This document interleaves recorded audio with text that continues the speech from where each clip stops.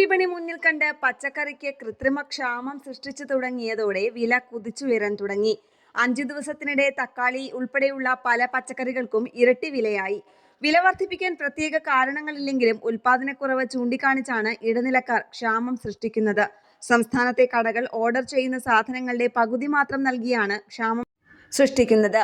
തമിഴ്നാട്ടിൽ നിന്നും കർണാടകത്തിൽ നിന്നും എത്തുന്ന എല്ലാ പച്ചക്കറികൾക്കും അത്തം തുടങ്ങും മുൻപേ വില കൂടി തുടങ്ങി. കഴിഞ്ഞ ആഴ്ച 20 രൂപയുണ്ടായിരുന്ന തക്കാളിക്ക് ശനിയാഴ്ച തന്നെ മൊത്ത വിപണിയിൽ വില 44 രൂപയോളമായി.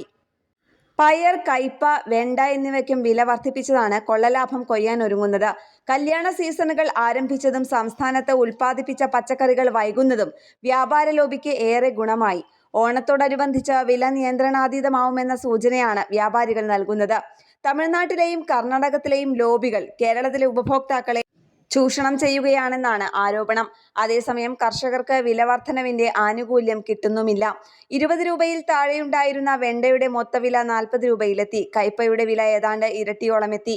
മുരിങ്ങയ്ക്ക് 10 രൂപയോളം കൂടി 30 രൂപയായി. ക്യാരറ്റിന് 60 രൂപയാണ് വില. മഹാരാഷ്ട്രയിൽ നിന്നെത്തുന്ന ഉള്ളിക്കാകട്ടെ വില വർധന ഉണ്ടായിട്ടുമില്ല. ഉള്ളിയുടെ മൊത്തവില 25 രൂപയാണ്. വെള്ളരി വില 30 രൂപയോളം എത്തി.